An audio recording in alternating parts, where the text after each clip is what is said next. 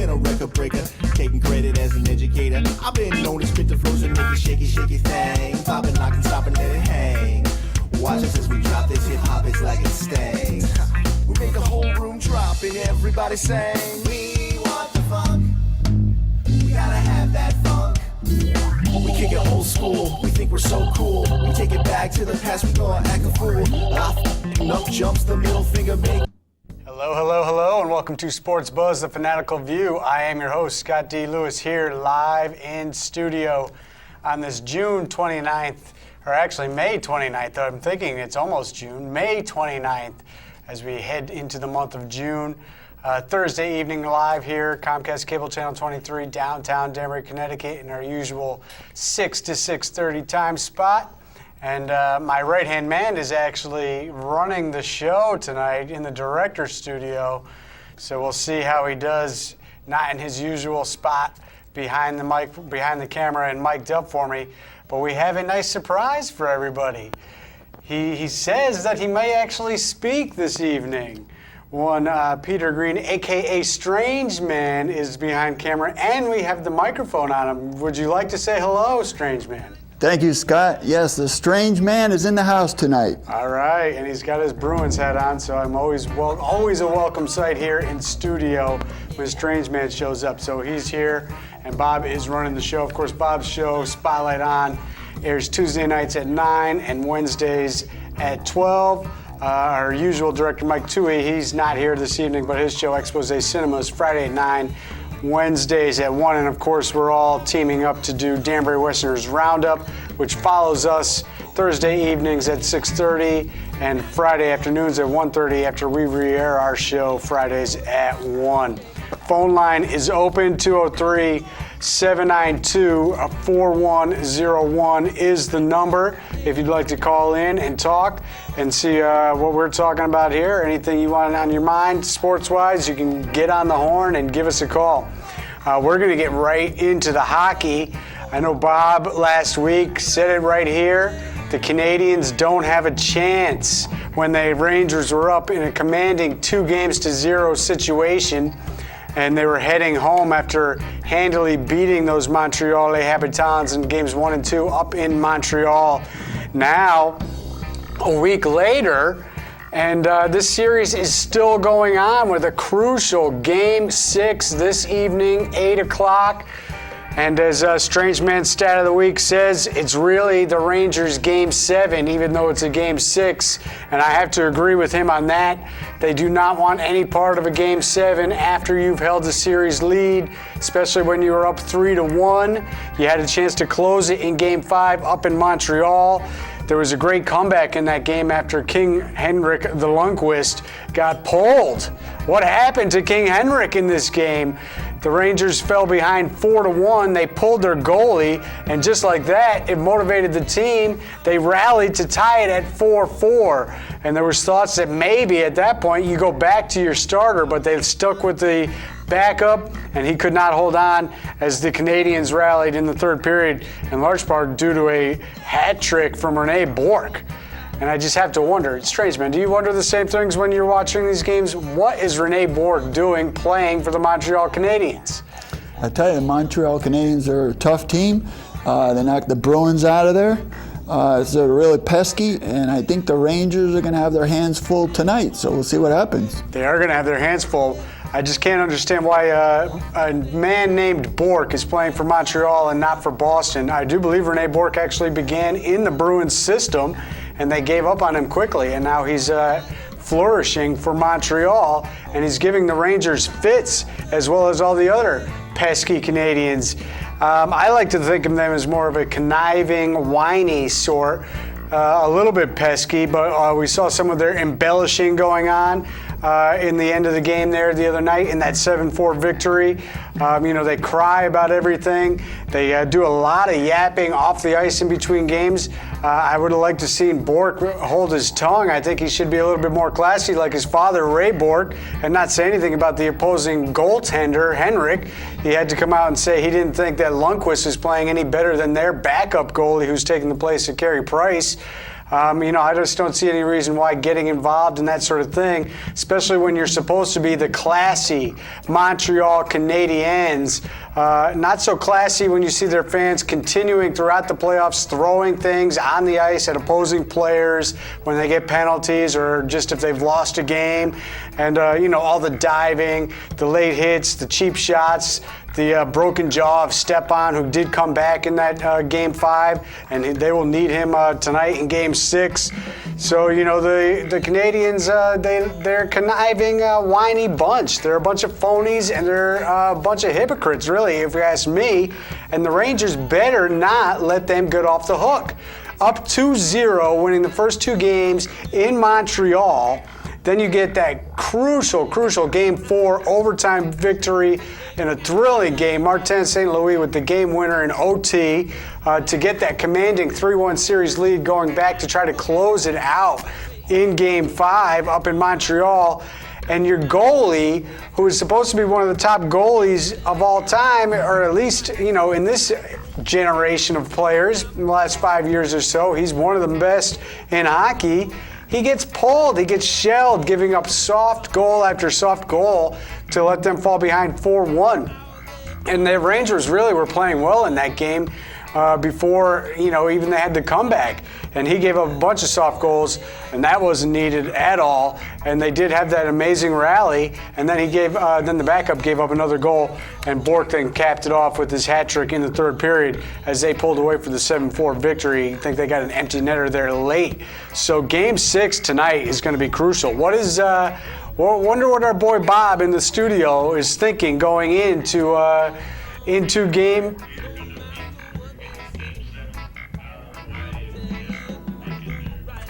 He says Bob they're going to be. We're going to try to get it out of the way. He wants to go get this all thing out over and out of the way at home in the Garden. It was raucous there the last 2 games, 3 and 4. It's going to be raucous there tonight. It's been 20 years since '94 when they made it not only to the Stanley Cup Finals but won the cup behind Messier and all the other guys. And the fans have been waiting a while for this moment, and they're going to be pouncing all over the Canadians. They're a suspended player who everybody thought was a soft 2-game penalty for a cheap shot on Stepan, who broke his jaw there. He comes back after his 2 game. The fans at the Garden are going to be all over him tonight when he comes back on the ice. So it's going to be very interesting. I always remember Mateau, Stefan Mateau. Maybe it'll be Derek Stepan who comes in, and we can, get that chant going again. It was Stefan Mateau, but maybe we'll get another, not a Stefan, but a Stepan, Derek Stepan. So we'll see what happens. They do not want a Game 7. Even though Lundqvist is 5-0 all time in Game 7s, you don't want to put that record to the test when you were up 3-1 and you were up 2-0 and you had a chance and he gets pulled in Game 5. You do not want to see him struggle tonight and then have to live up to the hype of him never losing a Game 7 before after they've blown the series and now face elimination if they do get to a Game 7 in Montreal, where that place will definitely be rocking. So, they better get it done tonight. The games in New York have been very tight. We mentioned the overtimer in Game 4. Very close series, very tight throughout. I think even Game 3 was a tight one as well. So, it's going to be crucial. We'll see if Bob sweats it out. We'll see if he can live to see another day, if he gets to taste victory this evening and get to the Stanley Cup Finals. And who will they be facing if they get there? Or will the Canadians be facing somebody? It looked like the Kings were going to be able to do what the Rangers couldn't do last night in their Game 5 in Chicago on the road. After falling behind early, much like the Rangers did, they rallied and they were actually able to take the lead 4-3 going into the third period. But the Blackhawks, who have not lost any games 5, 6s, or 7s in the last 2 years defending Stanley Cup champions, came up large, tied it in the third period, and then hung on and got the game winner about 6 minutes into double overtime to force a Game 6 back in LA. But the Kings, they are an explosive bunch. And I was watching part of this game. I just see speed and power all over the ice for them. And if you look at the NHL playoff leader stats, they've got the top 4 guys in the points, and they also have another guy a few slots down. So they got 5 guys in the top 10 in the points, NHL playoff leaders points totals. So they have plenty of weapons, plenty of guys. Of course, we know the Blackhawks do too, with Jonathan Toews as one of their guys, Marin Hossa, and they're definitely a great team as well with weapons. Patrick Kane. So we'll see what happens if they can continue to hold up the Kings. And we've seen this before in hockey. 3-1 series leads, 3-0 series leads don't mean much, as momentum can change very, very quickly. One win can do so much for a team. All of a sudden, the other team starts feeling the pressure, and if a goalie is playing well, he can start making that pressure feel even more insurmountable. So we'll see what happens in that. Maybe, I like to say, Scotty, I like the Connecticut kid in the goal. Jonathan Quick. Yes, sir. That's who I'm rooting for. LA Kings with the Connecticut native, Jonathan Quick. We saw him lead the Kings to a Stanley Cup final a couple years ago. He's looking to get them back after they missed out last year. Maybe get his second title, which would be great for him and great for the state of Connecticut, where other great hockey players have come from. And he's obviously doing a great job out there in LA. I like them to finish off Chicago in Game 6 back in their own building in LA. I just think they're too strong with their weapons and their speed and power. And if the Rangers do the unthinkable and blow this series, we could have a rematch of 1993, Montreal versus LA, when the great one, Gretzky, was leading the way and the Canadiens won their last Stanley Cup final. Been a very long time since the Canadiens have hoisted the cup, the great franchise that they are. So, there's that looming, as well as a possible scenario, a rematch of years gone by. I know Bob wants no part of that whatsoever. He'd like to see a nice East Coast, West Coast thing. I believe Rangers versus the Kings, right, Bob? I can hear him saying that is what he would like. Definitely. So Bob I like to see that too, Scotty. East Coast, West Coast. I think it'd be good for hockey. I mean, the Blackhawks are great, and New York versus Chicago would be great as well. Second city. Chicago is much like Boston when it comes to feeling slighted by the big bad New York City as one of the premier cities in the country. They don't feel they get the respect. So I think that would be good too. 2 great sports cities right there. But the Blackhawks won it last year. I think it would be good, and just because I'm also rooting for the Connecticut kid, Jonathan Quick, so I'd like to see the Kings get in and get that done. So we'll see if that's what happens. We got a lot of hockey to go. Maybe the Rangers get through this game tonight and they get to sit back and watch and see what happens in the Kings and Blackhawks game tomorrow night. And maybe that series ends up going 7 and the Rangers get a few extra days off to sit and rest and heal up their wounds. We'll see. Going to need a big effort tonight from Lundqvist. What do you think, Peter? You think they're going to get this going? Well, personally, I like Lundqvist. I think, the last game, he didn't do so good. But I think he's been pretty good in the series so far. He has to worry about rebounds. When the puck is coming off of him, he has to cover up better and cut down the angles. I think if he's on his game tonight and he keeps his concentration on the puck, I think he's going to do good. I think he'll have a bounce-back game. Being pulled is never a good thing for a goalie. Could have him, maybe get his refocus. And we know that he's a great goalie, and that was maybe just one bad night.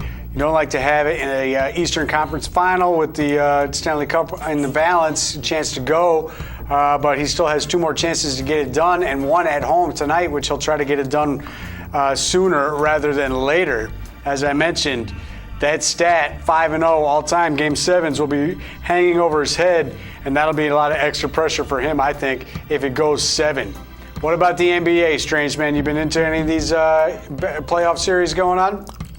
Somewhat, Scotty, but I've been really concentrating on hockey. I'm the same way. Last year, Bruins going to the Stanley Cup Finals. We talked about it here. When you flip from one game to the other, it just, I don't think it compares, really, the intensity level. There's so many whistles, so many stoppages in play. They complain that hockey's a low-scoring game. How about some of these low scores in the basketball game? Heat Pacers, I flipped to this game. It's the second quarter. Late in the second quarter, it's like 32-30. I could check back in the second half, late in the third quarter, 62-60. these teams can't score any points. But the Pacers did get a big scoring output from Paul George last night, and they needed it big time to hold off elimination and force a game 6 back in Miami, as Miami holds a commanding 3-2 series lead heading back home. And I don't know. I still think the Heat have this series pretty much where they want it. They would have loved to have closed it out last night. Pawn James comes up with his worst playoff performance ever, in foul trouble, early and often, only scored 7 points. 7 points?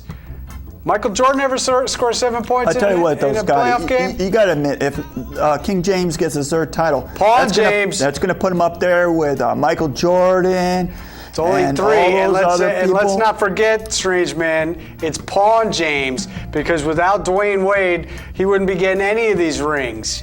It's all Dwayne Wade, who sits on the bench all year long, getting babied, resting. It's his team. Bron wants to be the man, but it's all about Flash, D. Wade. He's the guy who comes back for the playoffs and gets it done. We all saw what happened last year when Bron gagged it up in Game 6 against the Spurs, and he was bailed out by Trader Allen. He hit the dagger 3. That saved his bacon because he turned it over twice. He clanked 2 shots in the final minute of that game when they were about to get eliminated.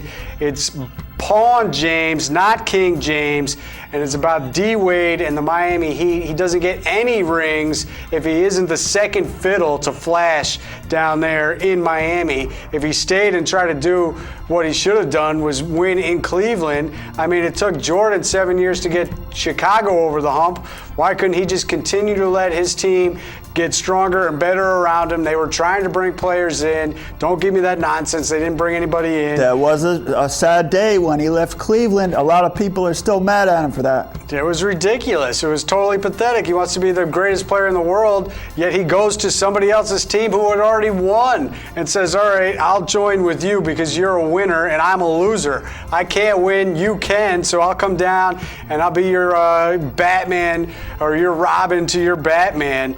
And he gets all the credit, even though if you watch closely, it's Dwayne Wade who's hitting big shots down the stretch. And if Dwayne Wade does not come up big for them, they do not win. That's plain and simple. They need Wade to be healthy, and that's what he is right now, as they rested him for a third of the season. He missed over 30 games just sitting in a maintenance program, which is what the NBA has come to in this day and age of players hanging on, collecting huge paychecks, and sitting out games just so they can be ready for the playoffs. And that's exactly what Wade is doing, and he's helping the Heat to a 3-2 series lead. A lot of trash talk in this, a lot of complaining about the refs by the Pacers. We'll see if they can get a road win and force an actual Game 7 back in Indiana. That would be thrilling. Right now, I think it's all Heat. I think they got this thing where they want it. I think they'll close them out. Unlike the other Western Conference series, which has gotten very tight and is definitely up for grabs, as Oklahoma City has thundered back big time by getting a surprising return from Serge Ibaka, who was called to be out of the playoffs with his calf injury. He missed the first 2 games, and San Antonio handled them with ease in San Antonio. And then surprisingly, he returns to the lineup, sparks OKC, Durant and Westbrook go off, and all of a sudden it's 2-2, and the Thunder looking very strong heading into Game 5 back in San Antonio. So we'll see what unfolds there, as that series has taken a big turn. It looked like the Spurs were in cruise control on a mission to regain what they felt like they had lost, given away themselves last year, which was the championship. Looked like they were definitely getting back, and there we see Jeremy Lamb of UConn. He's been getting big crunch minutes. I saw him hit a few big 3-point shots in the Game 4 the other night. So he's back in the rotation after he fell out of favor for a little while after he had such a good year for them. So we will see what happens in Game 5, which will be crucial. What's that series at right now, Scott? 2-2. So I bet you a cup of coffee that San Antonio takes it. You still think San Antonio will get this thing done? Yeah, I like them. But I think they're 2 evenly matched teams, though. Very good match teams. I mean, OKC younger, more explosive, but San Antonio has the older veterans with youth around them. and a very balanced team. So we will see what happens. But that series has gotten very interesting after it looked like it was not going to be interesting at all. So there's going to be a good Western Conference team coming out into the finals no matter who wins that series. All right, a couple other things before we get to baseball. Indy 500 this weekend. Anybody check that out? Strange man? Yes, they will go. They will be going very quick, around and around and around. They had a great race on Memorial Day weekend, and it was the first time since 2006 an American, Ryan Hunter-Reay, brings home the victory lap in the Indy 500. He held off Helio Castroneves, who was a 3-time winner, in basically a 5-lap duel to the finish, as both Ryan Hunter-Reay and Helio Castroneves passed each other twice each in the final 4 laps of this, and Ray passed him that final time in the final lap and nosed him out 0.6 of a second, less than a car length for victory, the second closest finish ever at the Indy 500. And how about the crowds there? 300,000 strong viewing this in Indianapolis, so they still get a big crowd there. And really quite a victory, quite a thrilling finish there for Ryan Hunter-Reay. So it was good for Indy 500, good for Indy 500 Racing Series as an American wins that. Was that a record crowd? I don't think it's a record crowd. I think that's pretty much what they get every year, 300,000. Imagine having 300,000 people show up to a Super Bowl. Now they're racing every weekend, right? That is crazy. Large crowd. Other big international event going on, the French Open underway. Shocking news out of Roland Garros. Serena Williams and Venus Williams both out in the second round. Yes, both of them got knocked out. On the same day. Only the 4th time in Grand Slam history that the Williams sisters knocked out on the same day, as Bob is hung up on this milk drinking photo. Bob, come on. What's going on in the director's room there? Serena and Venus out, 4th time on the same day. It's only, they've been playing tennis for quite a while. Only the 4th time it ever happened where they were knocked out on the same day. And this was the earliest ever. And this was Serena's worst ever showing in a Grand Slam. She's never won less than 5 games in a match, and she went down 6-2, 6-2. By my math, that's only 4 games, strange man. And she is a reigning Wimbledon queen. Yes, and we know that Serena is still a dominant player. Venus, my Serena opinion, is, yes, needs to retire, because she just does not win anywhere ever. Well, she's not as powerful as her sister Serena. Serena's still strong, Venus not so much. Li Na, the defending champion, also went out in round 1. So there's a shakeup at the French Open. So there's a lot that could happen. That opens up the women's side for sure. World Cup, just want to make mention, big news out of the World Cup is that Landon Donovan did not get selected to the final 23-man roster for the World Cup team. That was a little bit stunning news. There was some rumblings about that. Jurgen Klinsmann not happy with him taking the 3 months off to find himself as they were doing World Cup qualifying, but he had come back for the final stages of qualifying and played well, and it looked like he was going to be on it, but he is not. And World Cup will be getting underway pretty soon. I will have World Cup fever. Anybody else? Strange man, you get World Cup fever? Well, I think that Brazil is going to have a large following because there's a lot of Brazilians in Danbury. Yes. So that might be interesting. Should be good. All right, baseball. The Red Sox, thank the Lord Almighty, ended their 10-game losing streak.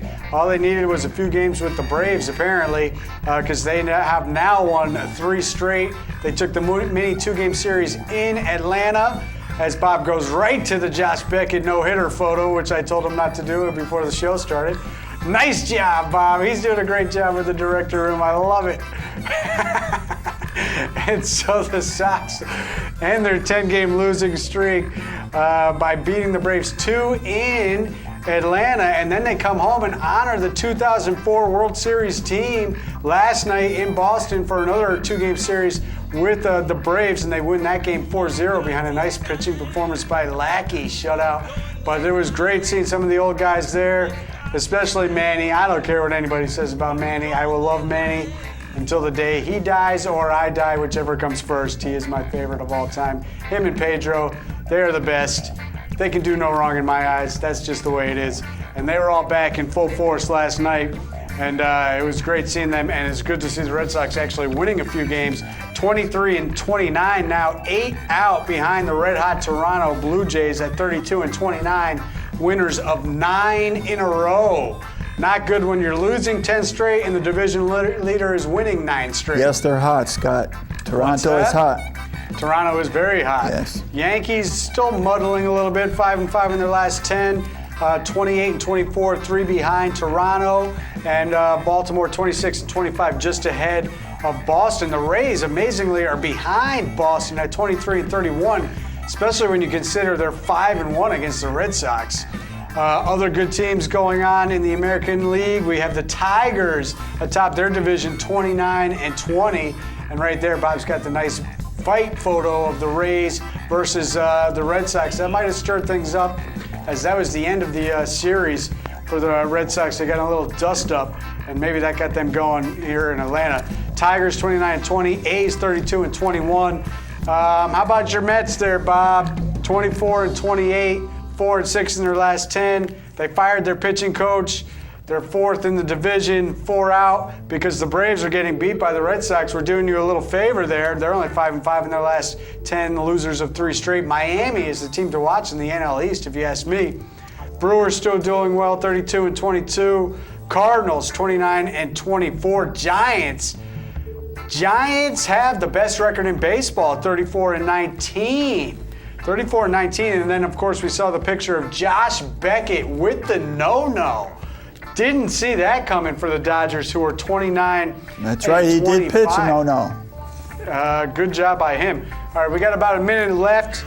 We're going to be off for the next 2 weeks. It is for a good reason, as the studio will be closed in the evenings in the next couple weeks, starting Thursday, because of Candy Ann Roswell's wedding next Saturday. The big day is coming. Very, very big day, so we will be happy to step aside so she can enjoy her nuptials and a little honeymoon as well. We will see if we can get in here and do a tape show. Not likely due to the limited studio time, so we might not see you for a couple weeks.